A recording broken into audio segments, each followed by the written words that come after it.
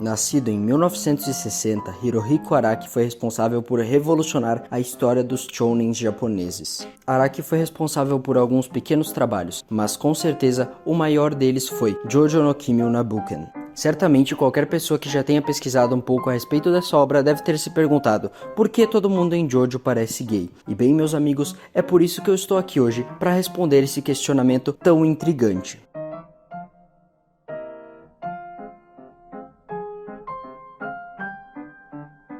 Bom, para começar a gente precisa entender um pouco de que forma o Araki desenha seus personagens. Existe um vídeo bem popular aí na internet que é um time-lapse que mostra o Araki desenhando todos os Jojos em uma arte que foi pro artbook oficial de Jojo.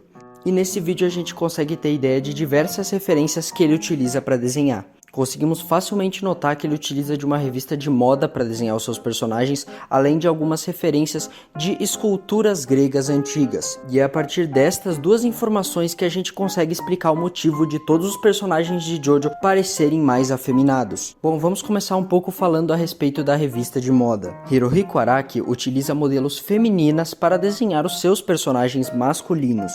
Ele gosta de se utilizar de poses extravagantes, pois elas chamam muito mais a atenção em suas capas. Querendo ou não, é fato que as modelos femininas se utilizam de muito mais poses do que os modelos masculinos, que normalmente utilizam poses muito mais padronizadas. Araki adapta de forma bastante ambiciosa todas essas poses aos seus personagens. Ele utiliza disso como recurso de identificação para sua obra, e isso funciona muito bem, já que atualmente essas poses extravagantes são muito relacionadas aos personagens de Jojo e à obra no geral.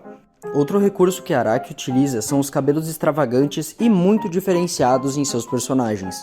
Podemos citar, por exemplo, o cabelo de personagens como Giorno, Abakio, Jotaro, entre outros, que aparecem ao longo da série. Cabelos extravagantes também são uma característica muito mais utilizada por modelos femininas, já que o cabelo feminino cresce muito mais rapidamente do que o cabelo do homem.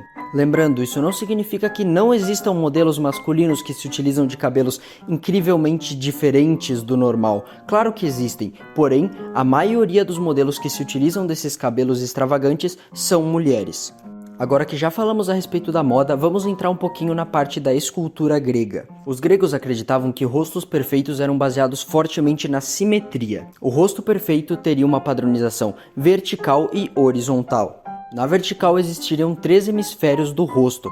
O primeiro hemisfério iria da testa até a sobrancelha e deveria ter no tamanho equivalente ao segundo e terceiro hemisférios, os quais iriam da sobrancelha até o nariz e do nariz até a ponta do queixo. Já na horizontal, o rosto deveria ter 2 hemisférios, os quais seriam completamente simétricos.